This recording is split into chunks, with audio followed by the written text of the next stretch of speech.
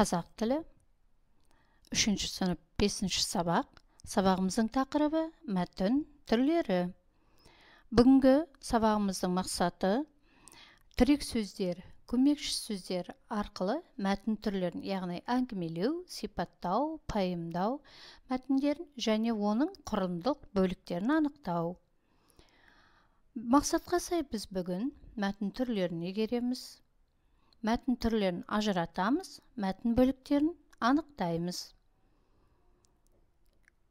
Бүгін біз өткенге қайталаушы болып жасап жіберейік. Мәтін дегеніміз не екеніне қайтып бір оралып жіберейік.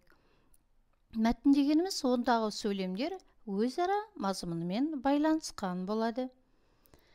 Және мәтінге ат қоюға болады, яғни оның тақырыбын немесе ондағы негізгі ойды қысқаша атау. Келесі тақырып ол мәтіндегі баяндалатын оқиға мен ойдың түйіні болып есептеледі. Ал мәтіндегі негізгі ой ол автордың айтқысы келген басты пікірі. Ендеше мәтіндегі тақырып пен негізгі ой бір-бірімен тығыз байланыста болады. Осы мәтін туралы өткенімізді есімізге сақтайық. Мәтіннің түрлері бүгінгі тақырыбымыз. Мәтіннің неше түрі болады екен?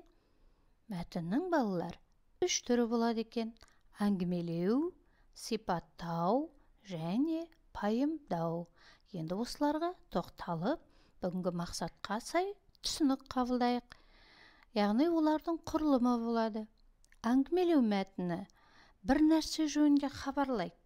Яғни әңгімелеу мәтінінің барысындағы оқиғаның басталуы, оның дамуы, оқиғаның аяқталуы туралы айтылса, ал сипаттау мәтінінде адам, табиғат, жануарларды түріне қарап, оның сипатына, басты ерекшеліктеріне қарай сипаттап құрылатын мәтін.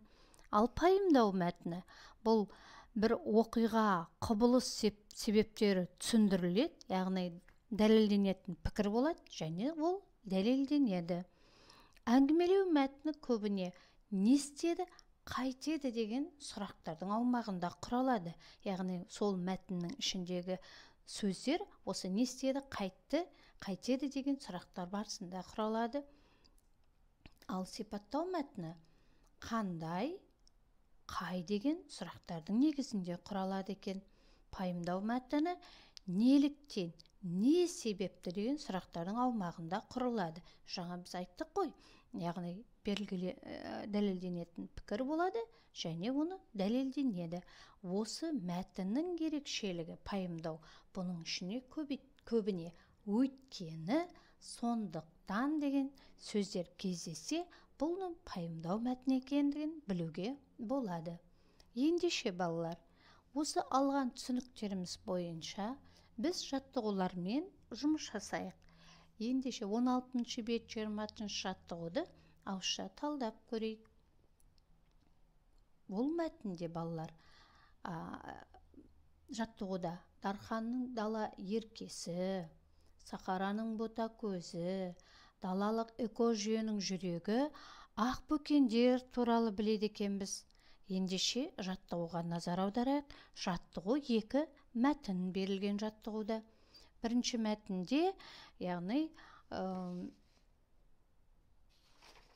ақ бөкендер ен даланы мекендейді. Олар топ-тобымен жайылады.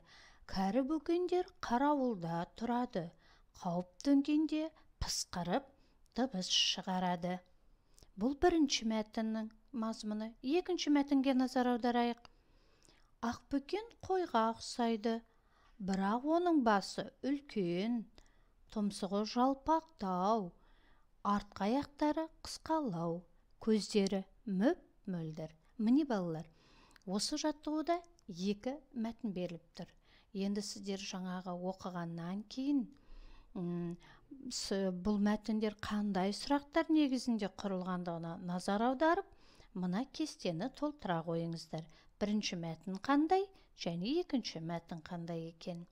Содан сіздер бүгінгі мәтінді оқи отыра алған түсініктеріміз бойынша мәтіндерді ажырата аласыздар. 17-ші беттің 21-ші жаттығуына назар аударайық. Бұл жазбаша. Мәтін тақырыбына сай келмейтін бөлікті алып тастау, оны құрастырып жаз, мәтінге ат қой, мәтіннің қай түріне жататынын анықтап жаз. Ендеше бізге бүгін берілген суретті басшылыққа алайық. Ол бізге үлкен көмектеседі. Міне сурет. Ал енді 17-ші беттегі 22-ші жаттығуға назар аударатын болсақ, бұл балалар шығармашылық тапсырма. Ақын болмасаң да ұқсап бақ деген бар, е?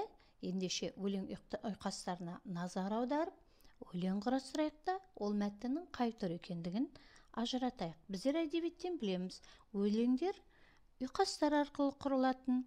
Мысалға шумақтың әрбір тармағының соңы бір-біріне ұйқас келу керек. Ал енді қарайық, қандай ұйқастар бар екен мұнда. Бірінші жол мен екінші жол ұйқасады екен, және үшінші жол мен төртінші жол ұйқасады екен. Бізге мынадай жаттығуда тапсырмалар берген. Тоны қандай, маған қатты, мұз үстінде суға сүңгіп. Өлеңнің әрбір жолы аяқталмай тұр. Берілген сөздерді жалғасаңыздар, өлең ұйқастанып аяқталады. Және бұл өлең мәтіннің қай түріне жатқандығын анықтап қарап жіберіңіздер. Сонда көмек Ыбыраев сіздерге ақын болуға үлкен жол салып тұр екен. Оқу тапсырмасы балалар. Осы бүгінгі алған түсініктерімізді қабылдай отырып, қайталай қарай отырып, 17-ші беттегі 20-ші жаттығуды жазбаша орындайық. Ондағы сипаттау мәтіні. Сіздер білесіздер, сипаттау мәтіні көбіне қандай, қай деген сұрақ негізінде құрылатын білесіздер. Яғни оның заттың белгісі, қазіргі біздің сипаттайтын затымыздың мінезі, бойы туралы, екіншісінің түрі, түсі, яғни түр тұлғасы туралы айтылатын, және оның ерекшелігі, сыртқы келбетіне, жүні, оның қалың ба, қандай деген. Мұна суретке назар аударсаңыздар, біз бүгін қой туралы сипаттау мәтінін жазады екенбіз. Сипаттау мәтінін жазу үшін мына дескрипторды басшылыққа аламыз. Сызбаны пайдалана алады, яғни сипаттау мәтіні 23-шінде сызбасы көрсеткен. Міне мен сіздерге көрсеттім заттың белгісі, түр түсі, ерекшелігін басшылыққа аласыздар. Сипаттау мәтінін ажырата алады. Пайымдау, әңгімелеу мәтіннен өзінің ерекшелігіне байланысты сипаттау мәтінін құрайсыздар. Үй жануарлары қойды сипаттап жаза біледі. Міне осы дескрипторды басшылыққа аламыз. Бүгінгі бекіту сұрақтары. Балалар, бүгін мақсатқа қарай егерген білімдерімізді бекіту сұрақтарымен өз беттеріңізше қорытынды жасаңыздар. Мәтін түрлері нешеу? Не істеді сұрағына жауап беретін мәтін қандай? Қандай сұрағына жауап беретін мәтінше? Сондықтан өткен сөздері қай мәтінде кездеседі? Балалар, осы өткендерімізді қайталап шолу жасап, білімдеріңізді бекітіп алуларыңызға болады. Сабақ аяқталды. Сау болыңыздар.